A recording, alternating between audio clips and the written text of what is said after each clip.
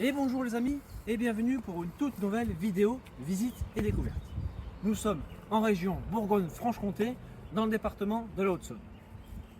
Nous sommes au nord-est de Vesoul, à 30 km, et au sud-ouest de Gré. Dans cette vidéo, nous allons parler du château qui est juste derrière moi, qui a une histoire légendaire, exceptionnelle et magnifique, dont je vais vous raconter tout de suite. Nous sommes au château de Ré-sur-Saône. Nous allons remonter dans le temps. Alors vous êtes prêts? C'est parti. Tout commence pendant le Haut Moyen-Âge. Au 5e siècle, la décision pour protéger le long de la vallée supérieure à la Saône est de construire plusieurs châteaux forts défensifs au sommet des différents éperons rocheux sur des endroits stratégiques. L'un d'entre eux sera positionné en haut d'un petit village qui appartient au territoire de Chalon-sur-Saône à la fin du XIe siècle.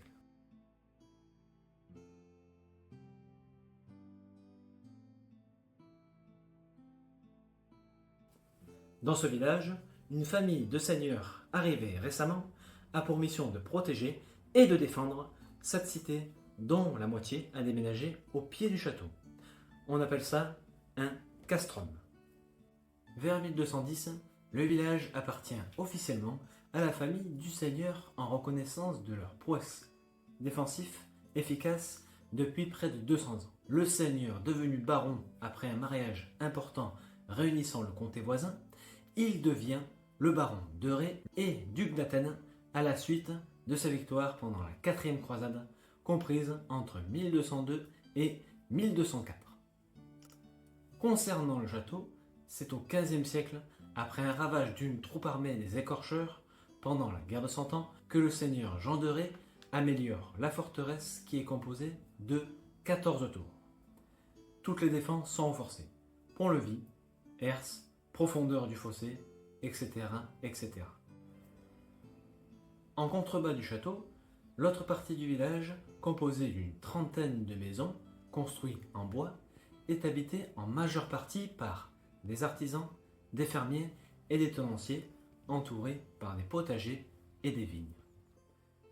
Nous sommes au début du XVIIe siècle. La guerre de 10 ans, comprise entre 1634 et 1644, marque un énorme coup fatal pour l'ensemble du castrum qui sera détruit en grande partie. Seules 2 tours sur 14 resteront debout, la tour tranchée et la tour du guet.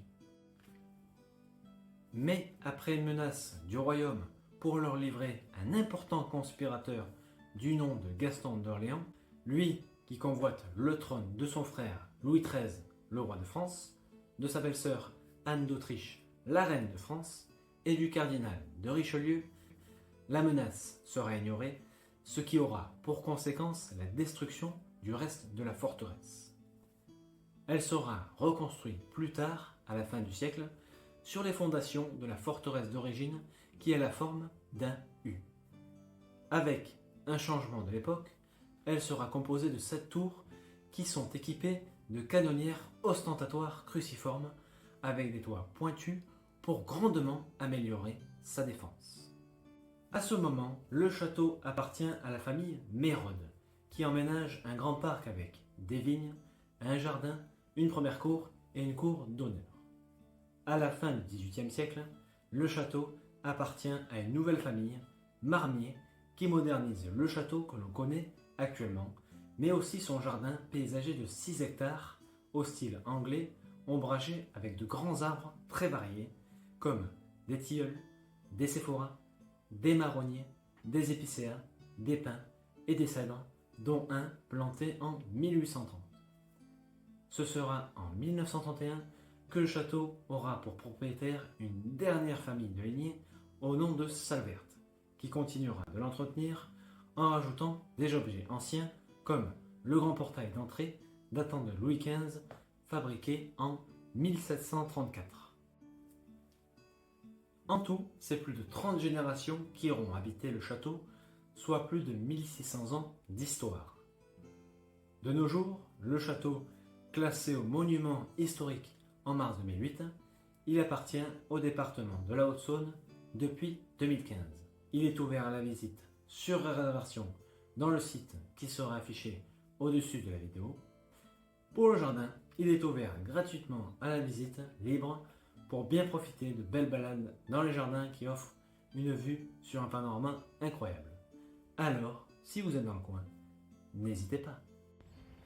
Et voilà les amis, c'est la fin de la vidéo, j'espère qu'elle vous aura plu.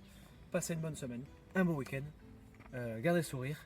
D'ici là, portez-vous bien et on se dit à très bientôt pour de nouvelles visites et découvertes. A tchuss!